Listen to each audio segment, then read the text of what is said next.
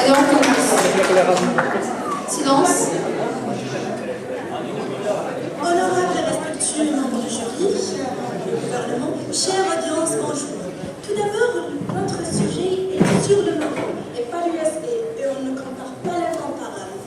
Une liberté d'expression sans limite est un facteur de développement au Maroc.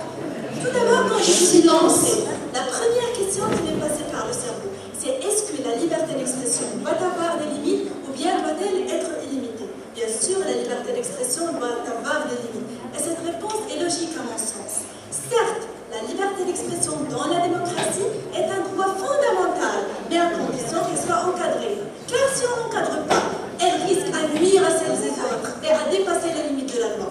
Et comme le dit le proverbe, la liberté des uns s'arrête là où commence celle des autres. Cette liberté a permis de libérer l'homme, de déclarer ses droits, et donc c'est un appel à la responsabilité.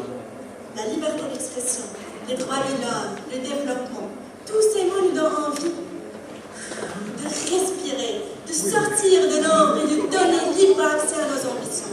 Cependant, avec le temps, notre mode de vie a changé. On va plus de liberté d'expression, plus de liberté dans la façon d'agir publiquement. Et donc, on fait désormais ce qu'on veut, quand on le veut et comme on le veut. Mais mesdames et messieurs, laissez-moi vous poser une toute petite question. Pourrions-nous alors indulger cette liberté d'expression si elle est faite comme un voile pour cacher des indignations qui portent atteinte à notre religion?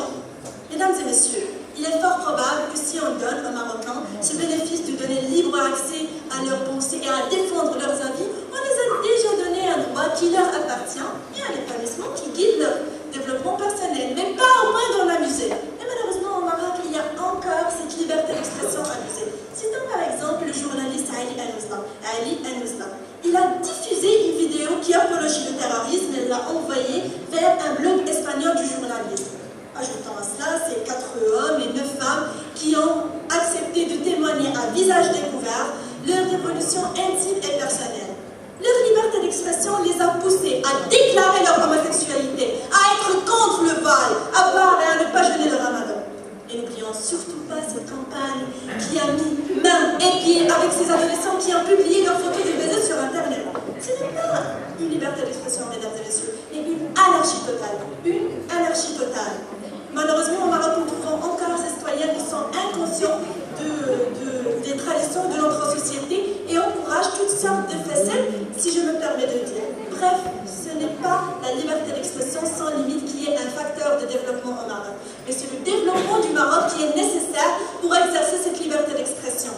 On n'est pas encore atteint ce niveau de conscience qui va nous permettre de supporter la responsabilité qui vient avec cette liberté.